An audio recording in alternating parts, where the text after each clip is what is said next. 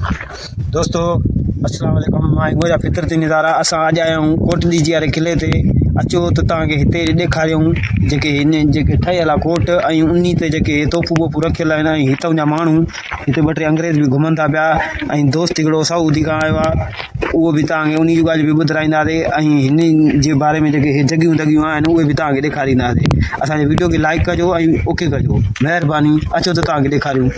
Yes, together. Hi, sir. Hi, how are you? Maybe photograph. Yes. Sir, say something. Yes. Our city. It's wonderful, beautiful, beautiful city. This village is how? Oh, okay. Say something. Beautiful city. Here people And is beautiful castle. And you're doing a video as well. yeah. I'm proud to be here. Oh. Thank you. Sir, ji, sir. Thank you. How are you, sir? Sorry. How do you do? Okay. Okay, that's good that you are here. What was that? वो बंदूक करा वो इधे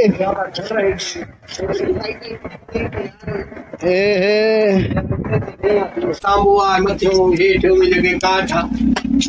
ऐसा साग जी लकड़ है जगह साग जी हेतांबो इनकी साफ करे रखियो तो अच्छा माना ये कोई पेरो कलर वगैरह है सारे जी भी आए साफ करे से माना हाने वो साग है गोला है तो सर ये गोला अच्छा जा भी आए लो जा लो जा अच्छा गोला हुन मा मोहमा विच बा जी चना ने गंबा दे मोह हां गंबा दे है उन करेगी नीचे नो करेगी लगी कदा मरियो हां हां ना ये अंदाजो तुम्हारे नके हणबो तो केस सही वेंदो परे ये वध में वधे टकरी आली जी हां से जी ता ॾिठो हां टकरी यो सामो एतरो वेंदो बस ए कोट किलो जो कच्चो किलो पक्को किलो अहमदाबाद फोर्ट कोट डीजी या 3500 साल कबल मसी हां डीजी या तो अच्छा डीजी या तो अच्छा डीजी यो बना ड्राई था सब ना ये जो जंग जे ला ठाया ये एडो इंदा जा रानीपुर गंबट का दुश्मन ते अचे तो किले दे अचे न किलो फतह करे तो उन हिसाब सां तो हणू है न हां भाई माने ने मोचो रखे कुकर लगालन मथे चण हणोस तीर हणोस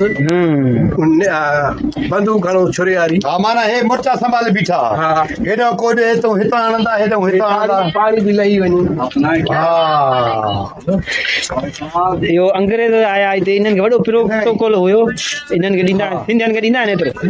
सिंधी केड़ी जरूरत ता पानी पाजो मुल्क घुमो हन हां या गाला भी बाहर विंदे तो के कोन छडींदा तो के घुमाइंदा वो गरीब अमीर जे हिसाब सां हूंदो हां शाबाश पाजो को ऑफिसर हूंदो उन के प्रोटोकॉल हूंदो ये असा जो भाषा है मीसा उन के प्रोटोकॉल हूंदो सब माण्हू के तो कोन हूंदो ना हे किलो वाला के ठायो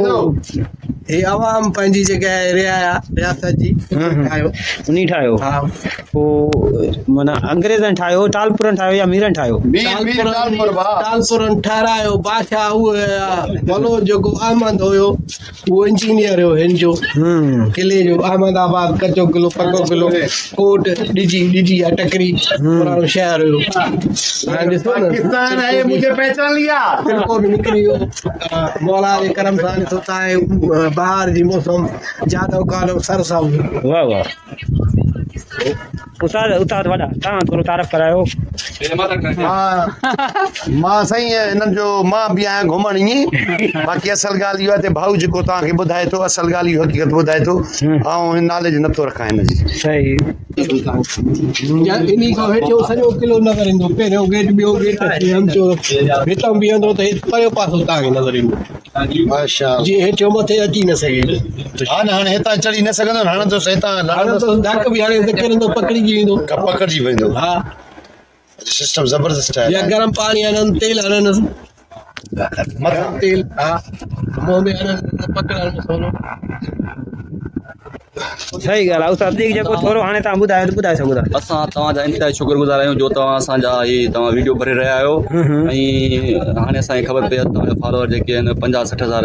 आहिनि महिरबानी ऐं अलाह पाक तव्हांजा फॉलोअर वधाए की असांजा माग आहिनि तमामु ख़ूबसूरत माग आहिनि अलाह साईं हिननि खे क़ाइमु दाइमु रखे ऐं असां जेके असांजा मुस्लमान भाइर जेके आहिनि जेके सऊदी में रहनि था दुबई में रहनि था फॉरेन जेके बि आहिनि उन्हनि खे असां चऊं था तव्हां असांजे मुल्क अचो सिंध अचो खैरपुर मिर सां तालको कोट डिजी आहे तव्हां घुमो विज़िट कयो जेके माग आहिनि तव्हांखे ख़बर पवंदो असांजा कहिड़ा कहिड़ा माग आहिनि तव्हांखे ख़बर पवंदो कोट डिजी किलो आहे मोहन जो दड़ो लाड़काणे में रनीकोट आहे जामशोर ज़िले में मांजन तालके में उहा बि घुमण जे लाइक़ु आहिनि इहा तव्हांजी उस्ताद महिरबानी आहे हक़ीक़त में छोकिरो यादि पियो करे हुनखे ख़बर न हुई तारीख़ जी तारीख़ ही असांखे ॼाण आहे त 1783 में ही किलो क़ाइमु थियो बरताने हुकूमती सिंध में हिते पोइ टालपुर जेके हुया थी खैरपुर रियासत आहे हिते हुकूमत कोन्हे पोइ टालपुर पंहिंजी बचा लाइ अंग्रेज़नि ठाहियो हिन जो जंग हूंदो माना पंहिंजी बचा जे लाइ उहे किलो ठाहियो अथनि 1783 खां वठी किलो क़ाइमु आहे ऐं माशाल्लाह तव्हां ॾिसो पिया अञा क़ाइमु दाइमु आहे ॾिसो पिया गाह सिर बि अञा ताईं कोन बि लुॾियो आहे जीअं आहे तीअं असांखे ॾिसूं पिया हे सिर जो नमूनो रूप वारी सिल वांगुरु आहे जी जी हे रूप वारी सिर था मसइलो इहो आहे त हिननि जेके अंग्रेज़नि जो दिमाग़ असांजे मुस्लमाननि घणो तेज़ आहे पोइ हिननि रूप या सिरूं रखिया आहिनि त पंहिंजी मज़बूती जे लाइ ॾिसो न तव्हां ॿ टे माना इहे सम्झो त मुंहिंजे ख़्याल में 4 फुट जी दीवार आहे ही तव्हां ॾिसो 4 फुट जी दीवार आहे रूप सिर मज़बूत आहे अञा ताईं मज़बूती आहे जेकॾहिं असां अॼु जे दौर में जेकॾहिं बिल्डिंगूं का बि दीवार खड़ी कयूं था बीहारियूं था न उहा तव्हांखे मज़बूती कोन हूंदो तव्हां हिन सिर खे पटी न सघंदो एतिरो मज़बूत आहे माना मुंहिंजे ख़्याल में त 700-800 साल थिया आहिनि किले खे आई थिंक ॾिसो कीअं मज़बूत लॻाए पिया आहिनि अञा ताईं मज़बूती आहे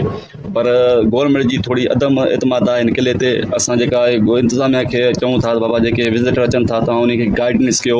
उनखे घुमायो विज़िट करायो न भला हिन जी हे मरमत थींदी त उहो ज़ाहिरी ॻाल्हि आहे कुझु रांदो न हे हाणे फिटंदो थो वञे हिन जो शुरू तव्हां इहा भली सवाल कई अथव मरमत मुंहिंजा भाउ ही गवर्नमेंट जा पैसा जेके आहिनि न हिननि ते करोड़नि जे तइदाद में हिननि जा बजट न ईंदा आहिनि पास ई ईंदा आहिनि बहरहाल अफ़सोस सां चवणो पए थो त जेका असांजा हितां जा MP MLA मिनिस्टर आहिनि उहो नथा कनि उहो पंहिंजो खज़ानो भरींदा या हिन ते कंदा सिस्टम जेकॾहिं हिन ते जेका पैसा अचनि था उहो मंज़ूर थी अचनि था शायदि हिन ते लॻाइनि कुझु बि लॻाइनि न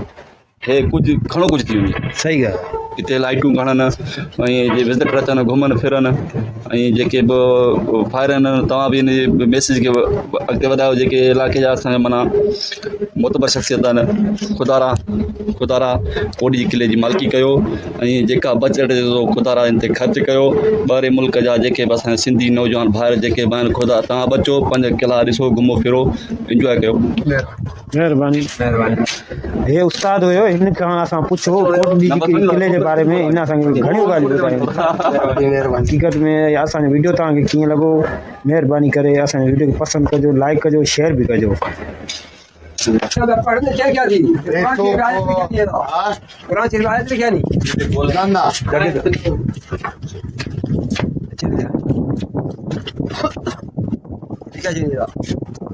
ठीक है बस